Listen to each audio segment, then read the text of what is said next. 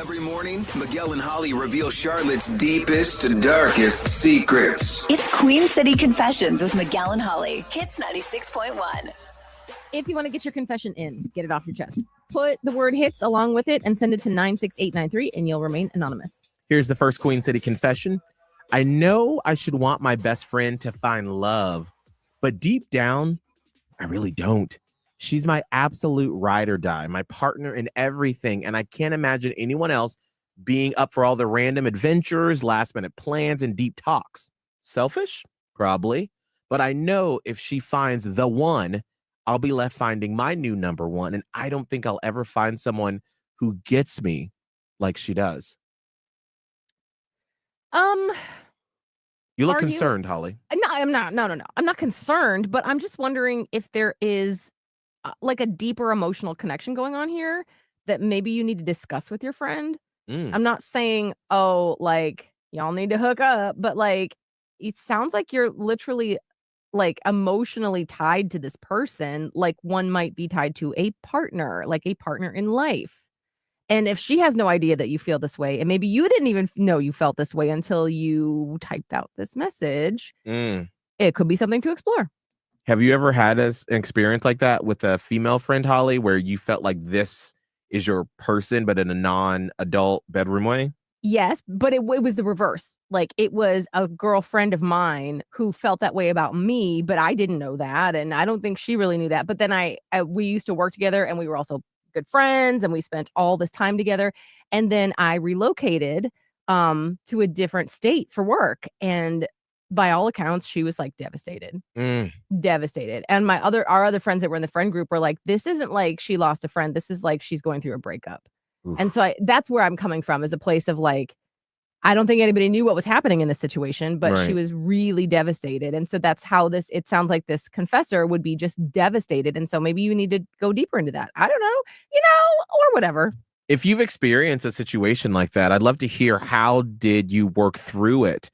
1-844 hits at 961. 1-844-448-7961 or text hits in your message to 96893, or both of you download dating apps. Either way.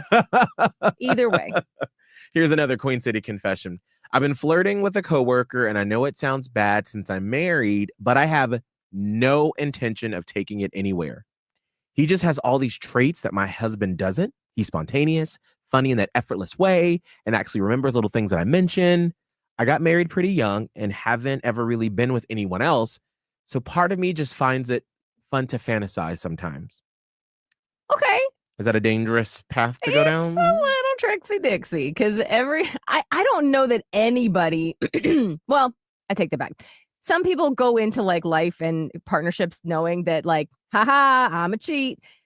I'm telling you, most people that ended up cheating at one point or another told themselves, I would never do that. Right.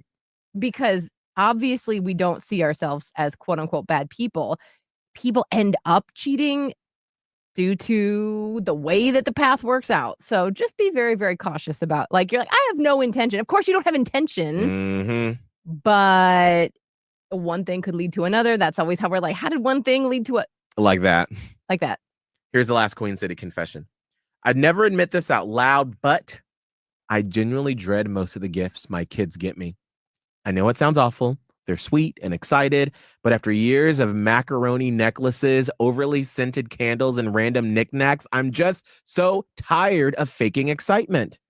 Now, with the holidays coming, I'm already gearing up for another round of awkward smiles and exaggerated, oh, wow, thank you, reactions.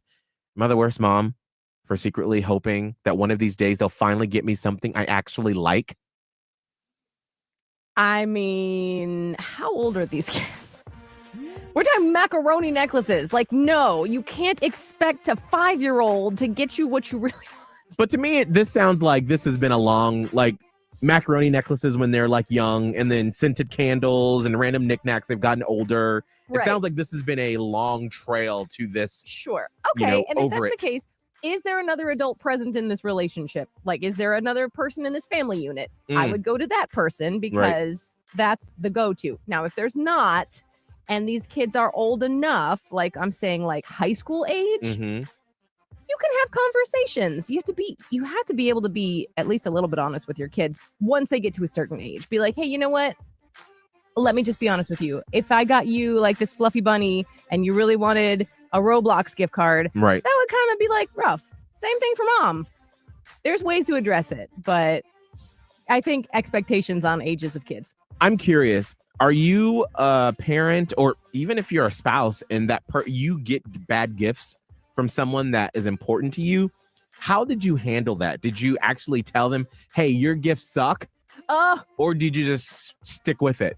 How did you handle that? 1-844-HITS-961. 1-844-448-7961 or text HITS and your message to 96893.